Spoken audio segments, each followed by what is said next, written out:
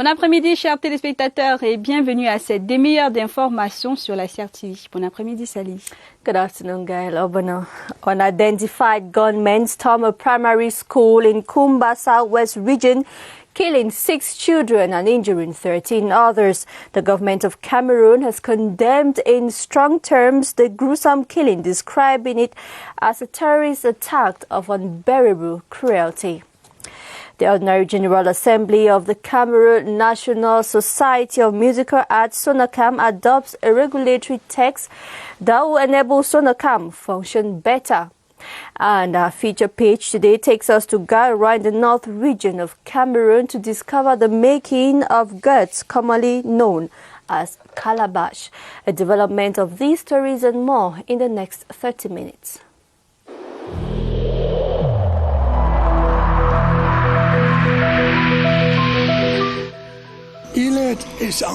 Each of us must comply with the measures that have been taken.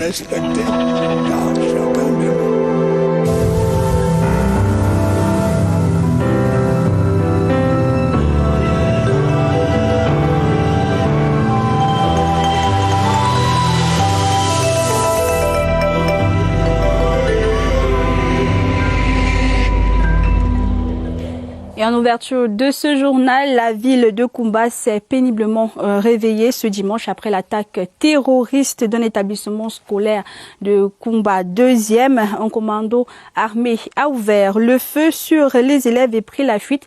Le bilan provisoire s'est alourdi. On passe de 6 à 7 morts d'enfants. Le reportage dans nos prochaines éditions. Mais déjà, hier, sur haute instruction du président de la République, le Premier ministre Joseph Dione Ngouté a tenu une réunion de crise au cœur des échanges de cette attaque terroriste dans la région du sud-ouest, à Kumba précisément. Et parmi les résolutions, l'établissement d'une délégation interministérielle qui aura pour but de descendre sur le terrain, apporter le soutien aux populations, aux familles affectées et surtout identifier et condamner les fautifs. Compte rendu, Laurentine Bokono.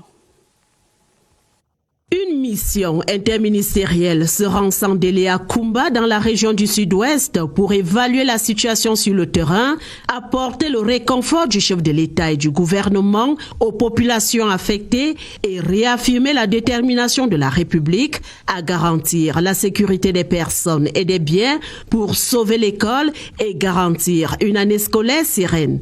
Plus d'1 million d'élèves ont pris le chemin de l'école dans les régions du nord-ouest et du sud-ouest depuis la dernière rentrée scolaire, selon des informations puisées à bonne source. C'est pour rompre cette dynamique de normalisation de la vie sociale que des groupes séparatistes ont décidé de s'en prendre aux enfants innocents et à des personnes non armées, analyse le chef du gouvernement qui condamne avec fermeté la lâcheté et la barbarie des assaillants. Sous la conduite du ministre de l'administration territoriale, Paula Tangandji, une mission d'urgence va se rendre sur le lieu du crime.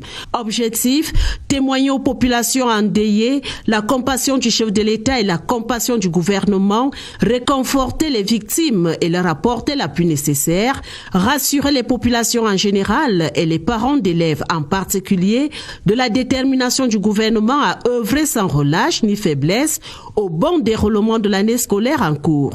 Le ministre délégué auprès de la présidence de la République chargé de la défense est sollicité pour diligenter une enquête sur les circonstances exactes de cette attaque et rechercher activement les auteurs afin qu'ils répondent de leurs actes devant la justice. Attentat terroriste à l'école primaire Mother Francisca International Academy de Kumba. Le gouvernement du Cameroun refuse catégoriquement les allégations tendant à attribuer les actes de barbarie aux forces de défense camerounaises. Le ministre de la Communication, porte-parole du gouvernement, René Emmanuel Sadi, a condamné ces actes horribles qui ont coûté la vie à près de 7 enfants, puisque le bilan s'est alourdi grâce aux informations de nos reporters de CRTV Sud-Ouest. Nous en parlons avec Augustin Guizana. Selon le ministre de la Communication, un groupe de près d'une dizaine de terroristes munis d'armes de guerre et constitué en véritable commando a fait irruption à bord de 3 motocyclettes dans l'enceinte du complexe scolaire privé dénommé Moda Francisca International Bilingual Academy et a froidement ouvert le feu sur des élèves se trouvant dans les salles de classe. Le premier bilan est alors établi. De 6 élèves assassinés, soit 5 filles et un garçon, 13 blessés. Informé de la survenance de cette tragédie, le président de la République, Paul Biya, a instruit la prise en charge immédiate des blessés, lesquels ont été promptement évacués dans les villes de Kumba, Boya et Moutenguene. Aussi, René Emmanuel Sadi a-t-il saisi l'occasion pour une fois de plus interpeller la communauté internationale. Le gouvernement de la République entend cette fois encore rendre à témoin le peuple camerounais tout entier et dénoncer fermement tous ces concitoyens qui tapis dans l'ombre à l'étranger, dans leur pays d'accueil, orchestrent ces assassinats ignobles.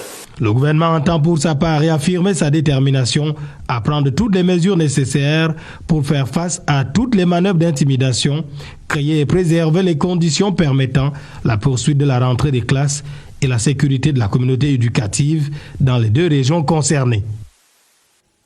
And the Prime Minister, head of government, has expressed indignation and shock at the gruesome murder of school children yesterday by unidentified gunmen at the Mother Francisca International Bilingual Academy in Kumba, Southwest Region. Latest information reaching us is that the number of deaths has moved from 6 to 7. After a crisis meeting, Joseph Dion-Gute dispatched an interministerial delegation to Kumba to present the condolences of the head of state and comfort the education family in the town. Star Building correspondent Christian Chiatam reports. A gloomy atmosphere at the Star Building Saturday. Visibly downcast, Prime Minister Joseph Dion-Gute announced that he had been informed about the cold-blooded killing of school children in Kumba. The PM said the mode of operation of the killings suggests that the act is most probably the handiwork of armed gangs known to operate in the area. He said by shamelessly attacking unarmed children, the assailants probably want to strike fear in the hearts of parents and break the impetus of school resumption observed this year in the northwest and southwest regions. Joseph Dion-Gute said government will spare no effort in ensuring that the school year continues successfully. The crisis meeting was aimed at deciding strategies. First, to comfort the parents of children killed during the attack. Then, identify ways of enforcing security to make sure that children receive adequate protection while schooling. After the meeting, Prime Minister Joseph Dion-Gute instructed the Minister of Territorial Administration to lead an interministerial delegation to Kumba to present the condolences of the head of state, comfort the bereaved families, and reassure the education community that government will put in place security measures to ensure that the school year continues smoothly. He has also instructed the Minister of Defense to investigate the circumstances of the attack and bring the perpetrators to book. Joseph Dion-Gute finally invited the Minister of Communication to organize a press conference to throw light on the event and explain the measures taken by government. And the Minister of Communication and Government spokesperson René Emmanuel Sadi has described the terrorist attack which left at least 7 children dead and 13 others injured as a terrorist act of unbearable cruelty and barbarism. The minister was speaking during a press briefing yesterday in Yaoundé. Here's an excerpt of the minister selected by reporter Gilbert Ongene. The government of the Republic, shocked and deeply outraged, condemned in the strongest terms the acts carried out by the perpetrators of this odious, cowards, and abominable acts against innocent young people. The government is of the opinion that no cause in the world can justify or legitimize such systematic attacks on the life of human beings, not to talk of the lives of innocent children, pupils, or students who should attend school, college, high school, university, be educated and be able to look after themselves and be able to conveniently take over from their elders tomorrow. The government of the Republic wishes to once again take the entire Cameroon people as witness and firmly denounces all these fellow citizens who, lurking in the shadows abroad in their host countries, mastermind these unspeakable assassinations and fuel the climate of insecurity in the northwest and southwest regions. And the population of Kumba in the southwest region is still to recover from shock following the gruesome killing of pupils at the Mother Francisca International Academy in the Fiango neighborhood yesterday. Our reporter Charles Abuno has updates on that story. This is the scene of the incident that took away the lives of young innocent children who were only exercising their right to go to school. No one could be indifferent to this monstrous act. I am baffled but not discouraged. It is a terrible act of barbarism, and I want to say that it's clear to me that it can't be worse than this. At the Kumba District Hospital, where some of the injured children were rushed to, health personnel are working very hard to give the young patients the best treatment possible and save their lives. We received 20 cases of wounded children today in our emergency services, 6 of which were very critical. We evacuated 4 out of Kumba because of the surgical specialties that needed to be in place to take care of them. The administration and population of Meme Division have defended the right of young people to go to school. The senseless act of the terrorist has been condemned, and the state will do everything to bring the culprits to book. They can be reassured that very soon they are going to be arrested and they will be punished according to the law. The administration of Meme Division has called on the population to be calm, assuring them that measures are being taken to make their children safe in school. And the senior divisional officer for Meme, Chamberlain Tuondong, has also condemned in strong terms the killings of school children, promising that the perpetrators of the act will be brought to book. He reacted yesterday after the attack. Here's an excerpt of the senior divisional officer.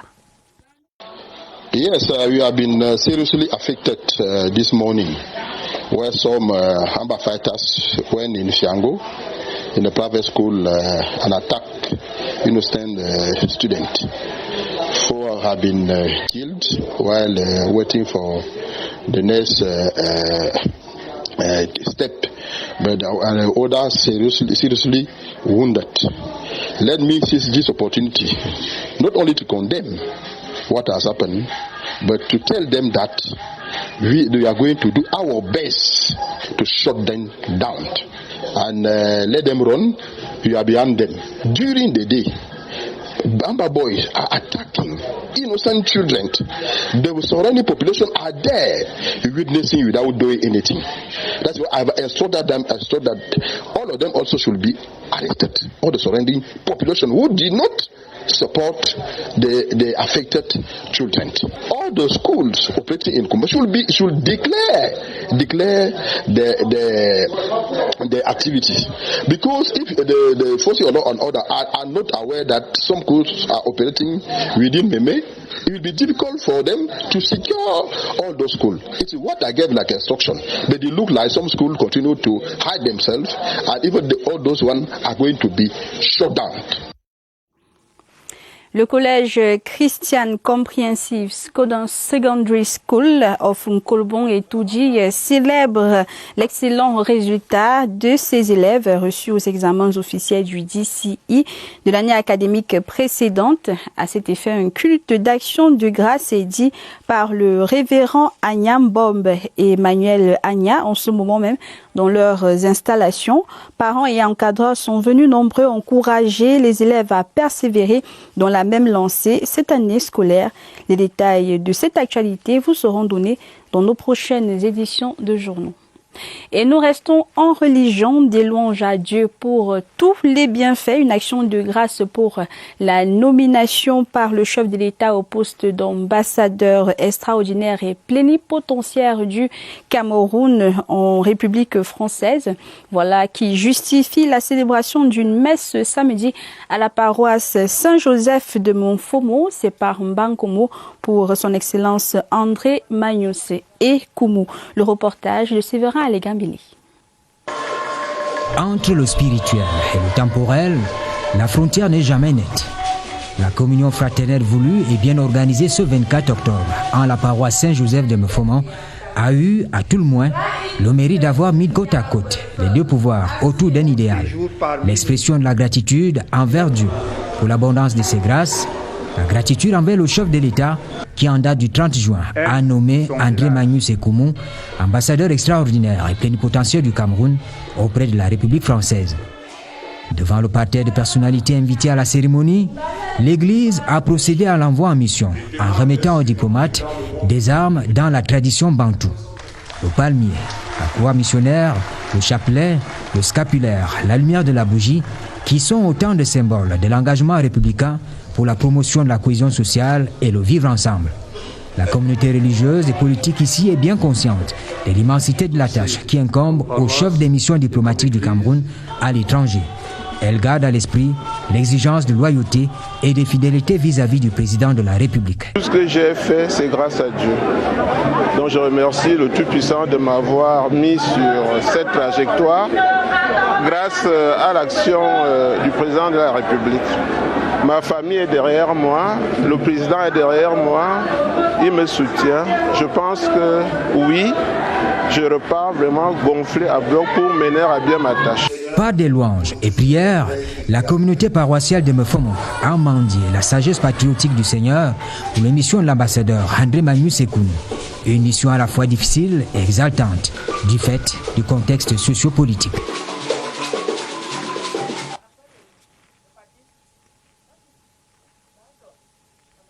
Autre actualité, rentrée universitaire 2020-2021, l'université protestante d'Afrique centrale a officiellement ouvert ses portes ce vendredi. C'était au cours d'une cérémonie solennelle à l'amphithéâtre Emmanuel David, 6 au quartier de Djungolo à Yaoundé. Une rentrée sous le signe de la pandémie à coronavirus. Reportage Christelle Fouda. L'Université protestante d'Afrique centrale paraît pour une année académique réussie. À quelques heures de la rentrée solennelle, le campus affiche peau neuve et dans l'amphithéâtre Emmanuel David, on s'attelle au dernier réglage. Les mesures barrières, quant à elles, sont au rendez-vous avec le concours du top management. Nous plaçons notre année académique 2020-2021 sur le signe de la victoire. La victoire dans le respect strict des mesures barrières. Pour ce qui est des enseignements, primeur a été donné à la traditionnelle retraite spirituelle. Nous allons commencer par notre retraite spirituelle. Une retraite qui concerne d'abord les enseignants. Et après cela, nous avons aussi eu la retraite spirituelle du personnel. Et là, nous l'avons parce que nous disons que nous devons nous remettre entre les mains de Dieu qui veille sur nous. C'est donc serein et plein d'enthousiasme que les étudiants ont répondu présents. J'ai commencé il y a une semaine. Je trouve que c'est super, les enseignants sont super, ils nous accueillent. Ils ont pris toute une semaine pour nous mettre au parfum de tout. Donc pour l'instant, c'est le top. Créé en 1959, l'UPAC compte aujourd'hui 4 facultés et 14 filières, lesquelles continuent d'assurer la renommée de la prestigieuse institution privée universitaire.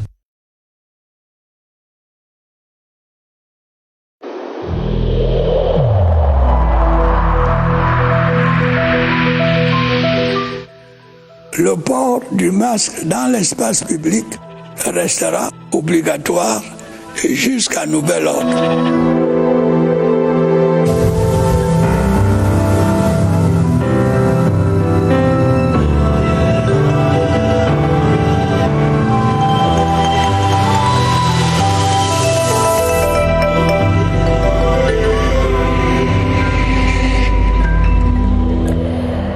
Let's now go over to Studio 4 to meet Kilian Ndifon. Good afternoon, Kilian. Tell us what's on your agenda today. Good afternoon, Sally. Good afternoon to everyone watching us in Cameroon and around the world. The menu of Press Hour today is rich, full of emotions, I promise, because Cameroon is mourning the awesome, the very gruesome act in Kumba that led to the killing of about eight children, school children, innocent children. We are going to see how peace can be used to silence the guns so that such incidents don't happen in Cameroon.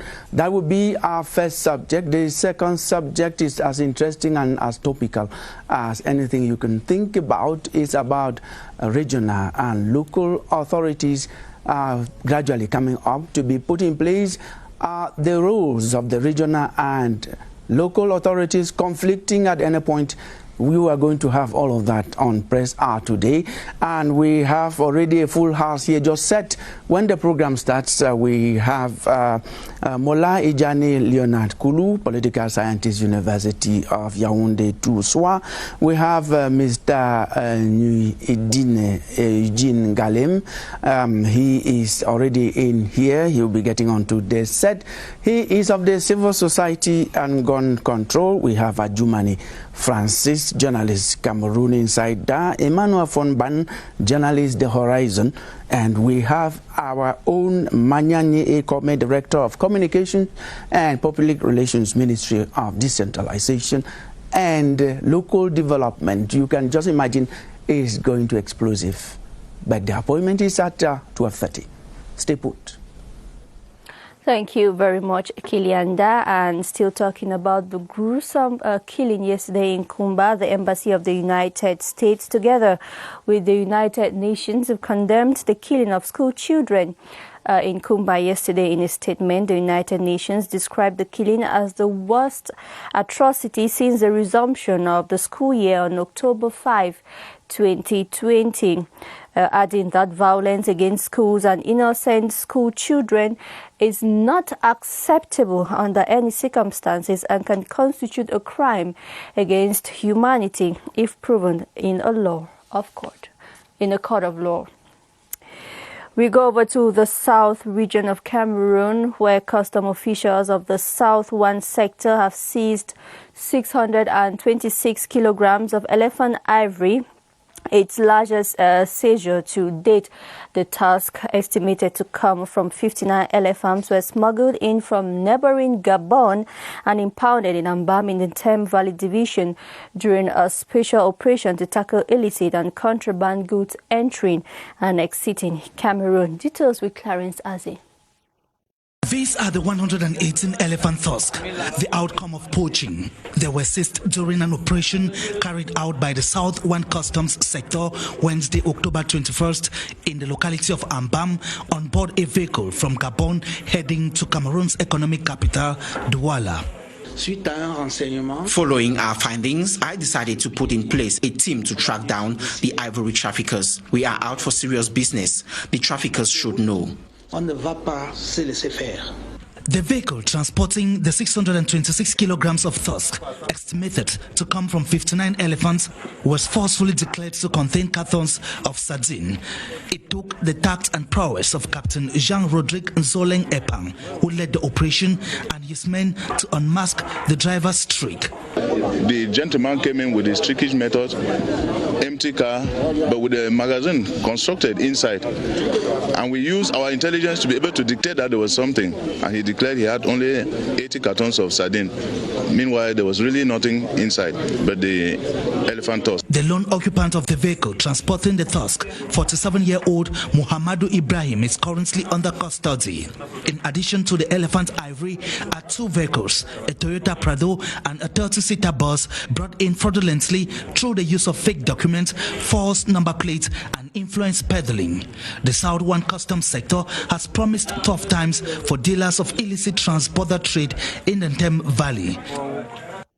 et vous regardez le 12h sur la CRTV. D'abord, ces notes d'information suite aux attaques terroristes des sécessionnistes à Kumba dans un établissement scolaire. À l'international, on observe déjà des réactions à l'instar de l'ambassade des États-Unis qui, dans un communiqué de presse, condamne vivement l'attaque perpétrée et adresse ses condoléances aux familles éprouvées.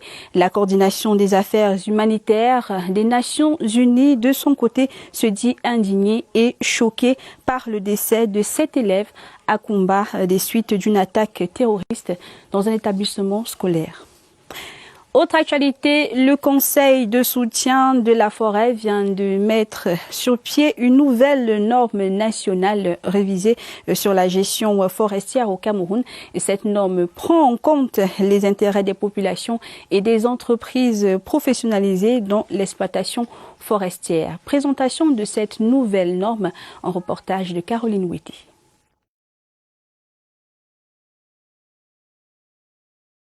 Promouvoir la gestion responsable des forêts. C'est le but visé par le Conseil de soutien de la forêt, FSC, qui dans sa pratique s'assure que les entreprises forestières respectent les principes de la gestion durable des forêts. Pour ce faire, il faut élaborer une norme. Et pour être efficace, cet organisme non gouvernemental a mis sur pied une nouvelle norme nationale révisée dont les innovations sont perceptibles. On a fait en sorte que la nouvelle norme puisse tenir compte de la nécessité de faire de la conservation aussi à l'intérieur des exploitations forestières. La norme essaie de prendre davantage en compte les intérêts des populations locales et les intérêts des travailleurs. L'implémentation auprès des entreprises forestières reste une préoccupation. On va travailler avec les administrations techniques en charge des forêts, les partenaires internationaux et les populations locales pour que les gens connaissent davantage cette norme. Cette nouvelle norme s'applique à tout type de forêt, y compris les forêts communautaires. En culture, les textes constitutifs de la SONACAM sont désormais disponibles. Une assemblée générale inclusive a réuni les artistes, musiciens, sociétaires et stagiaires de la Société nationale camerounaise de l'art musical toute la journée d'hier à Yaoundé. C'était sous la présidence du ministre des Arts et de la Culture, Ismaël Bidoumpat. Reportage Serge Atangana-Bissou.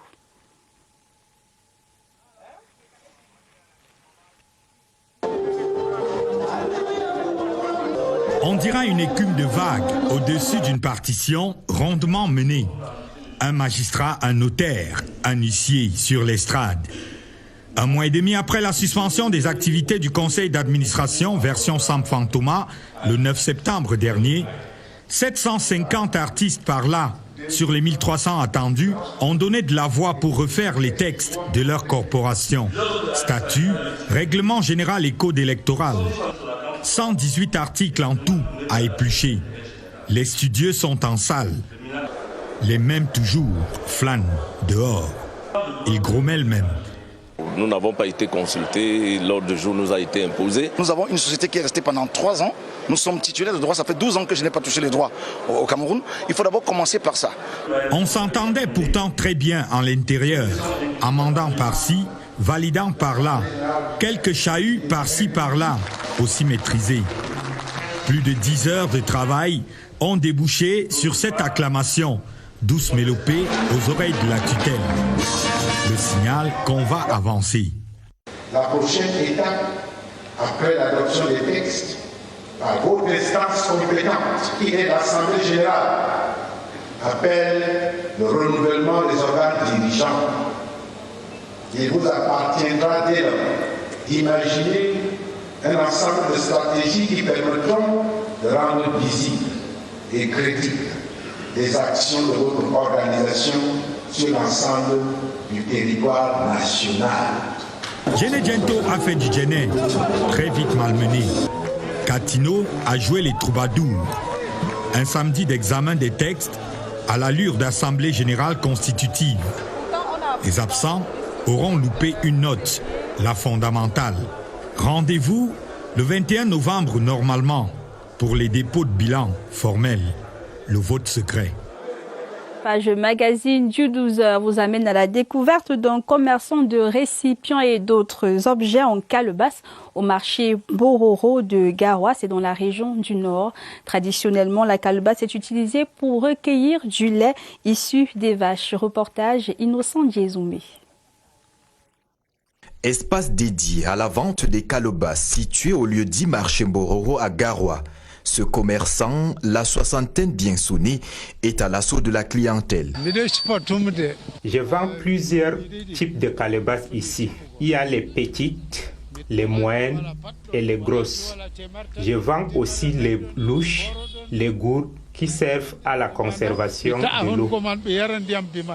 Les calebasses vendues proviennent de diverses localités et les prix varient en fonction de la grosseur et de la qualité.